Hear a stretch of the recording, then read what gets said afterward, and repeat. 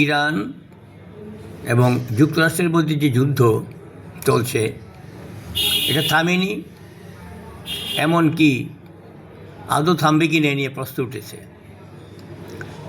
পাকিস্তানের যে শান্তি আলোচনা শুরু হয়েছে তা নিয়েও অনিশ্চয়তা। এর মধ্যে হরমুজ প্রণালীতে ইরানি জাহাজ আটক করেছে যুক্তরাষ্ট্র, আবার মার্কিন রণতরীতে হামলা চালিয়েছে তেহরান। তাহলে হবেটা কী করে, আমরা কি বুঝব? হরমুজ প্রণালীতে কার্গো জাহাজ আটক করার পরেই প্রতিশোধ নেওয়ার হুঁশিয়ারি দিয়েছিল ইরান। হুঁশিয়ারি সুরে বলা হয়েছিল একটা যুদ্ধবিরতি চুক্তি লঙ্ঘন, উপযুক্ত জবাব দেওয়া হবে। কিন্তু কয়েক ঘন্টার মধ্যে যুক্তরাষ্ট্রের রণতরীতে ড্রোন হামলা চালায় ইরান।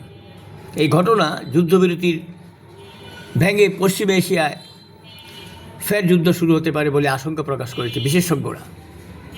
পাকিস্তানের শান্তি বৈঠকের প্রস্তুতি এবং মার্কিন প্রতিনিধি দল আশায় প্রস্তুতি নিয়েও ইরান আলোচনায় অংশ নেওয়ার ব্যাপারে কোনো ইঙ্গিতই দেয়নি।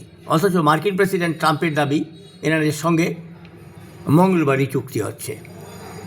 এখন ভাবুন আপনারা, এক একজনের এক এক কথা। কী করে যুদ্ধবিরতি হবে? আমরা বাংলাদেশ তেল সংকটের মধ্যে আছি, কি সমস্যা আমাদের, এর সমাধান কি, তা তো আমরা কিছুই বুঝতে পারছি না। শান্তি আলোচনা নিয়ে অনিশ্চয়তা বাড়ছে। ওমান উপসাগর থেকে ইরানের পতাকাবাহী কার্গো জাহাজ জব্দের ঘটনা ঘিরে যুক্তরাষ্ট্র ও ইরানের মধ্যে নতুন করে উত্তেজনা তৈরি হয়েছে।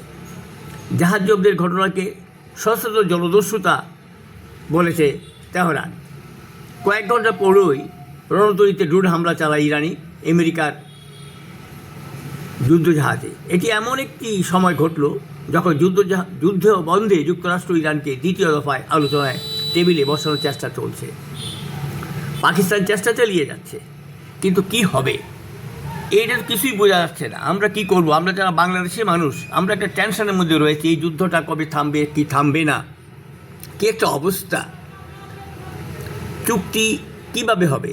চুক্তি তো দূরের কথা, পাকিস্তান দ্বিতীয় দফায় বৈঠকে অংশ নেওয়ার বিষয়টি নিশ্চিত করেনি ইরান। যুদ্ধ বন্ধে যুক্তরাষ্ট্রের সঙ্গে পুনরায় আলোচনা বিষয়ে কোনো সিদ্ধান্ত হয়নি বলে জানিয়েছেন ইরানের পররাষ্ট্র মন্ত্রণালয়ের মুখপাত্র ইসমাইল বাঘি। তিনি বলেছেন তাদের এখন আলোচনার সময় নেই। এই একটা অবস্থা, তাহলে কিভাবে হবে? যুক্তরাষ্ট্র নৌ অবরোধ তুলে না নিলে আলোচনায় অংশ নেবে না তেহরান, এই কথা জানিয়েছে। এর মধ্যে ইরানি পতাকাবাহী কার্গো জাহাজ আটকের খবর দেয় মার্কিন যুক্তরাষ্ট্র। এ ঘটনায় দুই পক্ষের মধ্যকার আলোচনায় পুনরায় শুরুর বিষয়টি আর কঠিন হয়ে উঠতে পারে বলে বিশেষজ্ঞরা মনে করছেন। এর মধ্যে যুক্তরাষ্ট্রের দেওয়া শর্ত মেনে ইরান কখনোই হরমুজ প্রণালীর নিয়ন্ত্রণ ছাড়তে রাজি হবে না বলে বিবিসিকে জানিয়েছেন দেশটির জ্যেষ্ঠ রাজনীতিবিদ ইব্রাহিম আজিজি। তাহলে ভাবুন আপনারা, কি হতে পারে, এখন কি হবে, আমরা কোথায় যাব, আমাদের অবস্থানটা কি?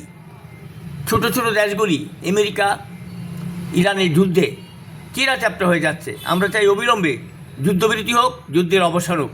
সবাই ভালো থাকুন, সুস্থ থাকুন।